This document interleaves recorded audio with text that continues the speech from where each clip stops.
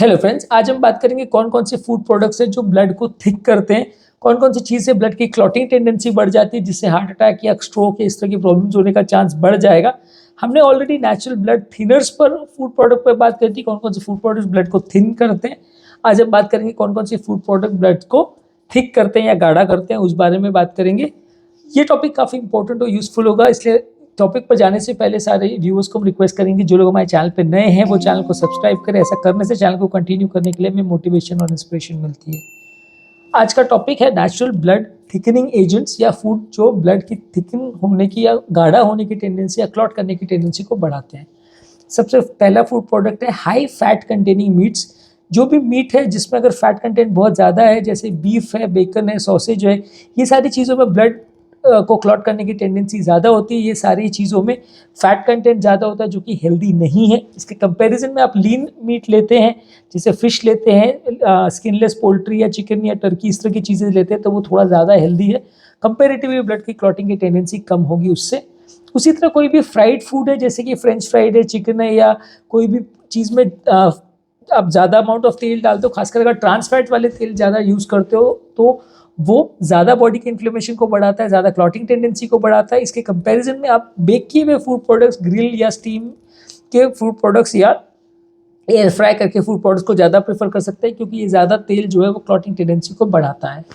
Next है processed meets, जो है जो भी हाई प्रोसेस्ड मीट्स है, जैसे कि सॉसेज, हॉट डॉग्स या इस तरह की चीज़ें, इसमें सोडियम कंटेंट ज़्यादा होता है, नाइट्रेट कंटेंट ज़्यादा होता है, तो कि ये हेल्दी नहीं है और बॉडी के इन्फ्लेमेशन को बढ़ाते हैं, ब्लड क्लॉटिंग की टेंडेंसी को बढ़ाते हैं। बॉडी में इसमें सोडियम कंटेंट भी ज़्यादा रहता है, जो कि फ्रेश मीट्स रहते हैं उसमें कंपेरेटिवली कम रहता है। इसके अलावा डेयरी प्रोडक्ट्स भी थोड़े हेल्थ के लिए अच्छे नहीं माने गए। चीज़, बटर और क्रीम, ये सारी जो फैट कंटेनिंग डेयरी प्रोडक्ट्स है वो सैचुरेटेड फैट कंटेंट ज़्यादा होता है, इसलिए बॉडी की इन्फ्लेमेशन और क्लॉटिंग टेंडेंसी को बढ़ाते हैं। अगर आप मिल्क लेना चाह रहे हैं तो बिल्कुल उसको फैट फ्री करके स्किम मिल्क के फॉर्म में अगर लेते हैं तो वो फिर भी कंपेरेटिवली हेल्दी है, लेकिन आप ज़्यादा फैट कंटेनिंग अगर डेयरी प्रोडक्ट्स लेते हैं तो वो उतना अच्छा नहीं है। आप उसके लो फैट ऑल्टरनेटिव्स या प्लांट बेस्ड आलमंड मिल्क, बादाम का मिल्क वगैरह होता है, वैसी चीज़ें प्रेफर कर सकते हैं, तो वो कंपेरेटिवली थोड़ा ज़्यादा अच्छा है। इसी तरह से रेड वाइन के बारे में भी ये बोला गया कि वैसे तो रेड वाइन आपके ब्लड के कोलेस्ट्रॉल लेवल्स को थोड़ा कम करता है, आपकी कोलेस्ट्रॉल लेवल्स को या एचडीएल लेवल्स को थोड़ा बढ़ाता है, बैड कोलेस्ट्रॉल को कम करता है, लेकिन क्लॉटिंग के मामले में अगर हम बात करें तो इसमें कुछ फ्लेवोनॉइड्स या इस तरह के तत्व रहते हैं जो कि अगर ज़्यादा मात्रा में इसको लिया जाए तो ब्लड की क्लॉटिंग टेंडेंसी बढ़ाते हैं। इसलिए हम किसी भी पेशेंट को बोलते हैं कि ज़्यादा मात्रा में अल्कोहल ना ले, अगर ऑलरेडी लेता भी है तो जितना कम ले उतना अच्छा। अल्कोहल के लिए भी जनरल वही कहा जाता है कि अगर ज़्यादा मात्रा में आप अल्कोहल ले रहे हैं तो वो आपकी ब्लड की क्लॉटिंग टेंडेंसी बढ़ाएगा। अल्कोहल में फिब्रिनोजन बढ़ाने की टेंडेंसी रहती है, जो कि ब्लड का क्लॉटिंग का एक पार्टिकल है। अगर ज़्यादा मात्रा में ब्लड में रहेगा तो आपके लिए अच्छा नहीं है, हेल्दी नहीं है, नुकसान करेगा।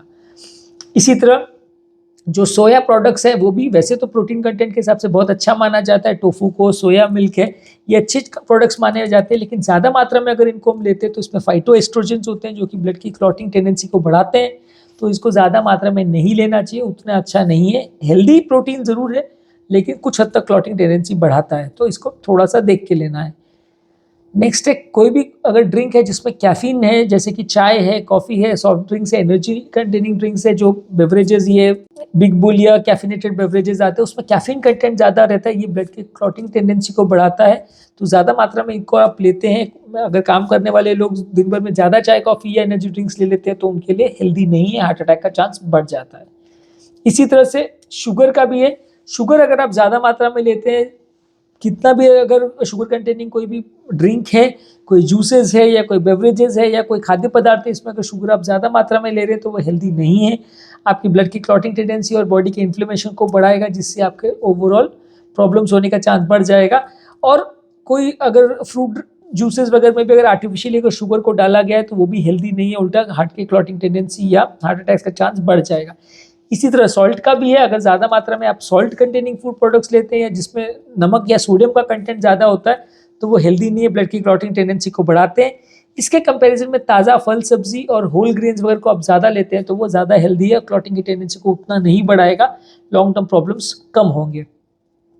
जो विटामिन के कंटेनिंग फूड प्रोडक्ट्स हैं वो अगर किसी को हार्ट के क्लॉट्स हैं, डीप वेनस थ्रोम्बोसिस है, पल्मोनरी एम्बोलिज्म है, उस तरह की बीमारियों के लिए वो बुरा माना जाता है, क्योंकि ये सारे पेशेंट्स को हम विटामिन के एंटागोनिस्ट ड्रग्स पे रखते हैं।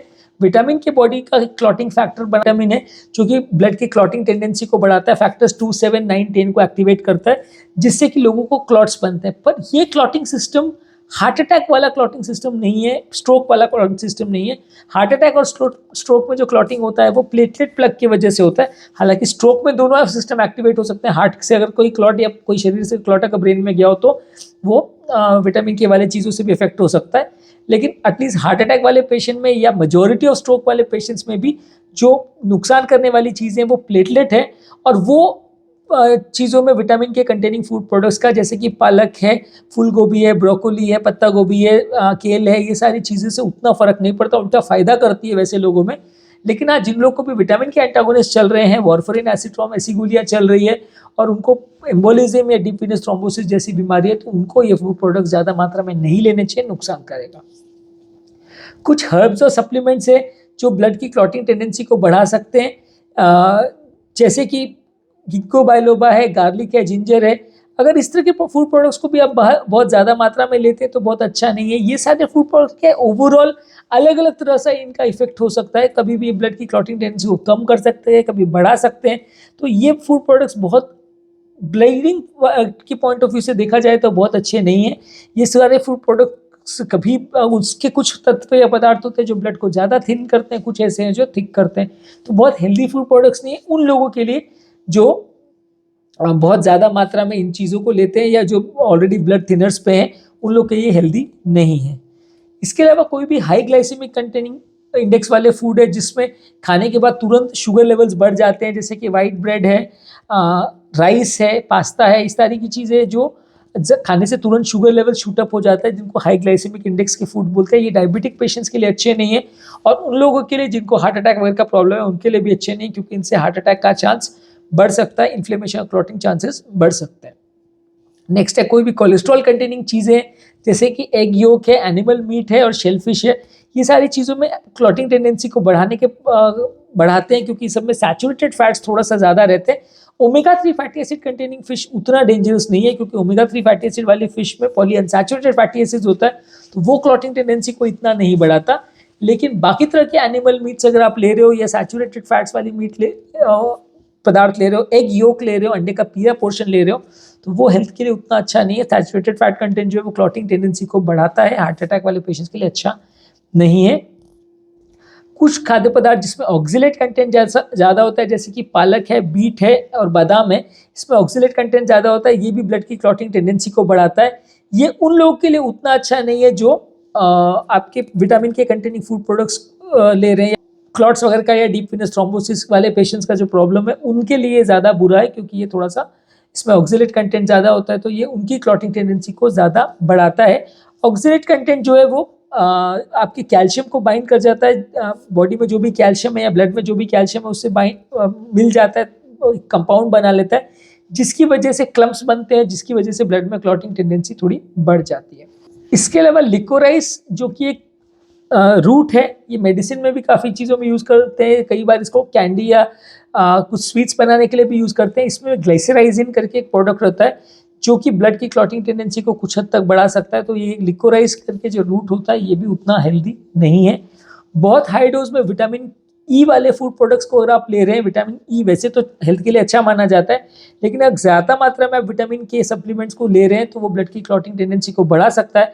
अगर आप इनको ज़्यादा मात्रा में ले रहे हैं तो अपने डॉक्टर के साथ डिस्कस करिए, उसके बाद इन चीज़ों को ले तो ज़्यादा अच्छा, नहीं तो ये हार्ट अटैक का चांस थोड़ा बढ़ा सकता है। तो आज के टॉपिक में हमने फूड प्रोडक्ट्स के बारे में बात की जो ब्लड की क्लॉटिंग टेंडेंसी को बढ़ाते हैं।